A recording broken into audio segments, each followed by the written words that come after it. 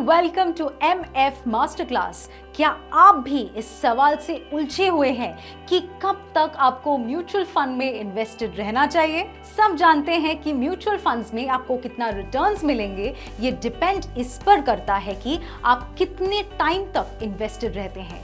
लेकिन ये टाइम किन फैक्टर्स को ध्यान में रखकर डिसाइड होता है एंड ज्यादा टाइम तक इन्वेस्टेड रहना कैसे आपको लाभदायक साबित होता है? Today we will get all the answers to these questions. अब म्यूचुअल फंड्स में होते क्या है ये तो आपको पता है, बट इन्वेस्टमेंट करने के अलावा ये जानना बहुत जरूरी है कि इन्वेस्टमेंट पर रिटर्न्स कैसे डिटरमाइन होते हैं। कौन सा फंड कितना रिटर्न जनरेट करेगा ये डिपेंड करता है कई फैक्टर्स पर, जैसे कि आपकी फंड की कैटेगरी क्या है, आपका रिस्क टॉलरेंस कैपेसिटी कितना है और सबसे इंपॉर्टेंट आप कितने टाइम तक इन्वेस्टेड है उस फंड में।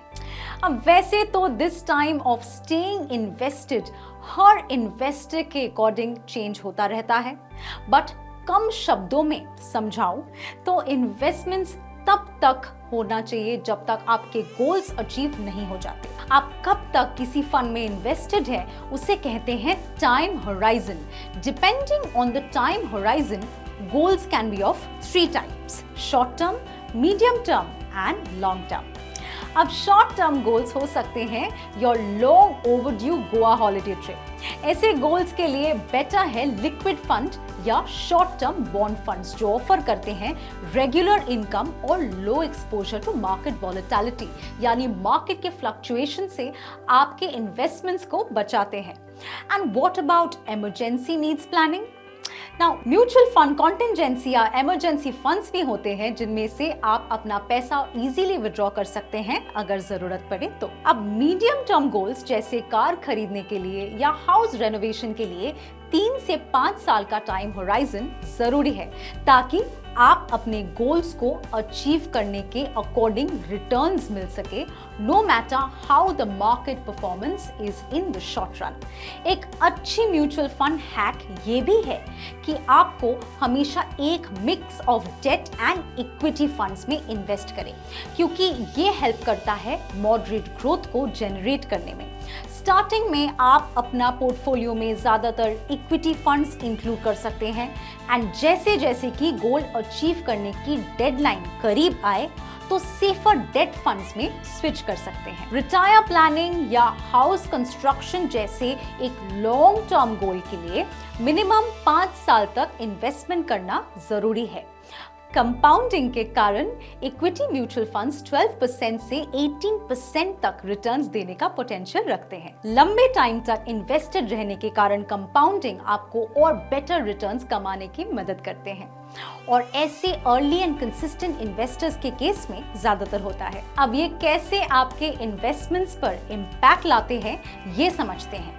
सलोनी ने 25 साल की उम्र से हर साल ₹50,000 इन्वेस्ट करना स्टार्ट कर दिया है। वहीं Sejal started her investment only when she turned 35। Now दोनों जब 60 इयर्स के नहीं हो जाते तब तक अपना इन्वेस्टमेंट कंटिन्यू रखेंगे। सलोनी रिमेन्स इन्वेस्टेड फॉर 35 इयर्स, वहीं Sejal will only be investing for the next 25 years. Now अब अगर दोनों ऐसी स्कीम में इन्वेस्टेड रहे जो 10% रिटर्न दे एनुअली, तो here is what there wealth will look like. भले ही सलोनी ने 5 लाख रुपए ज्यादा इन्वेस्ट करे सेजल से, बट उस पे सलोनी ने ₹94 लाख एक्स्ट्रा भी बनाए हैं सेजल से।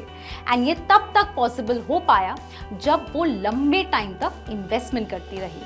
नाउ कंपाउंडिंग की मदद से आप ना सिर्फ प्रॉफिट अपनी ओरिजिनल प्रिंसिपल इन्वेस्टमेंट पर कमाते हैं, बल्कि उन्हीं प्रॉफिट्स को री इन्वेस्ट करने से मिलने वाली रिटर्न्स भी पाते हैं। और जब आप सालों तक अपने प्रिंसिपल को इन्वेस्टेड रखते हुए डिविडेंड को भी री इन्वेस्ट करेंगे तो आप ज्यादा रिटर्न्स जनरेट कर पाएंगे।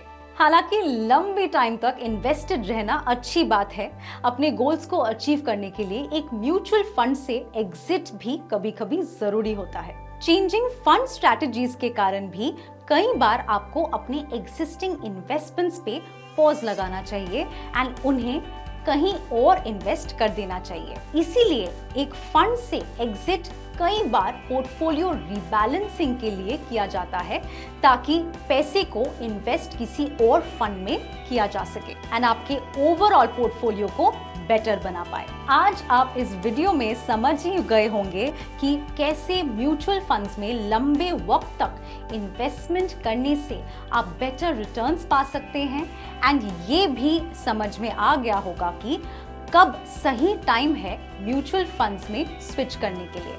Thank you so much for watching.